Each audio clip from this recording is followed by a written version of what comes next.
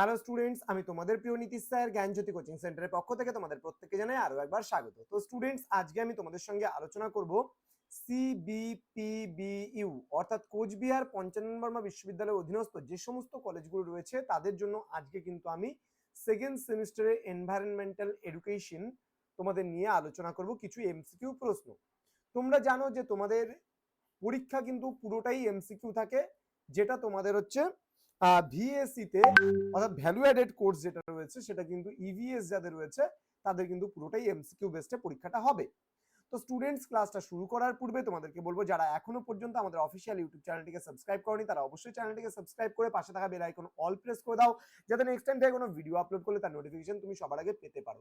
এছাড়া তোমরা যারা ভাবছো অনলাইনে আমাদের কাছ থেকে নোটস নেবে বা পড়বে আমাদের কাছে, তারা অবশ্যই যোগাযোগ করতে পারো। আমাদের অফিসিয়াল নাম্বার 7076398606 নম্বরে অথবা 6295916282 নম্বরে।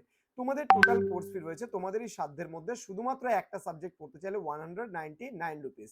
তো এছাড়া তোমরা যে কটা সাবজেক্ট পড়তে চাও পড়তে পারো, কিন্তু আমাদের একটা সাবজেক্টের জন্য কোর্স ফি রয়েছে 199 রুপিস। তো দেরি কিসের, আজই যোগাযোগ করতে পারো আমাদের জ্ঞানজ্যোতি কোচিং সেন্টার। চলো শুরু করছি আজকের ক্লাসটি, এবং আজকে কিছু অতি গুরুত্বপূর্ণ কিছু এমসিকিউ প্রশ্ন নিয়ে আলোচনা করব। প্রথম প্রশ্ন, নিম্নলিখিত কোনটি প্রাকৃতিক পরিবেশের প্রধান উপাদান? দেখো, বায়ু আছে, জল আছে, মৃত্তিকা আছে, কিন্তু উত্তর হবে সবকটি। তার কারণ বায়ু, জল এবং মৃত্তিকা তিনটাই কিন্তু প্রাকৃতিক পরিবেশের উপাদান। পরবর্তী প্রশ্ন, নিম্নলিখিত কোন উপাদানটি সামাজিক পরিবেশের অংশ নয়? এটা শিক্ষা দেখো সামাজিক পরিবেশের অংশ, চারিত্রিক বৈশিষ্ট্য সামাজিক পরিবেশের অংশ, রাজনীতিও কিন্তু সামাজিক পরিবেশের অংশ, কিন্তু সূর্যালোক কিন্তু সামাজিক পরিবেশের অংশটা নয়। পরবর্তী প্রশ্ন, নিম্নলিখিত কোনটি পরিবেশের একটি জীবজ উপাদান? এখানে অপশন দিয়েছে মৃত্তিকা, বায়ু, জল না উদ্ভিদ গোষ্ঠী। উদ্ভিদ গোষ্ঠী, তার কারণ মৃত্তিকা, বায়ু এবং জল কিন্তু জীবন নয়, অর্থাৎ এদের মধ্যে কোনো প্রাণ নেই, কিন্তু উদ্ভিদের মধ্যে প্রাণ আছে। নেক্সট হচ্ছে, ভূমিকম্পের মাত্রা কোন স্কেলে প্রকাশ করা হয়? SI scale, Richter scale, seismograph না ব্যারোমিটার? সঠিক উত্তর হবে রিক্টার স্কেল। নেক্সট আমরা চলে আসবো পরবর্তী প্রশ্নে। বায়ুমণ্ডলীয় চাপ যে যন্ত্রের মাধ্যমে পরিমাপ করা হয় সেটি কোন যন্ত্র? ব্যারোমিটার, হাইগ্রোমিটার, সিসমোগ্রাফ না টেলিস্কোপ? সঠিক উত্তর হবে ব্যারোমিটার। ওকে। নেক্সট, নিম্নলিখিত কোন যন্ত্রটি বায়ুমণ্ডলীয় আর্দ্রতা পরিমাপে ব্যবহৃত হয়? থিওডোলাইট, সিসমোগ্রাফ, হাইগ্রোমিটার না ব্যারোমিটার? সঠিক উত্তর হবে হাইগ্রোমিটার। পরবর্তী প্রশ্ন, নিম্নলিখিত কোন গ্যাসটি ভোপাল গ্যাস দুর্ঘটনার জন্য দায়ী ছিল? H2S, SO2 না MIC না H2? অর্থাৎ MIC মানে মিথাইল আইসোসায়ানাইড। ওকে। নেক্সট, ইনসিটু সংরক্ষণ নিম্নলিখিত কোনটির মাধ্যমে করা হয়?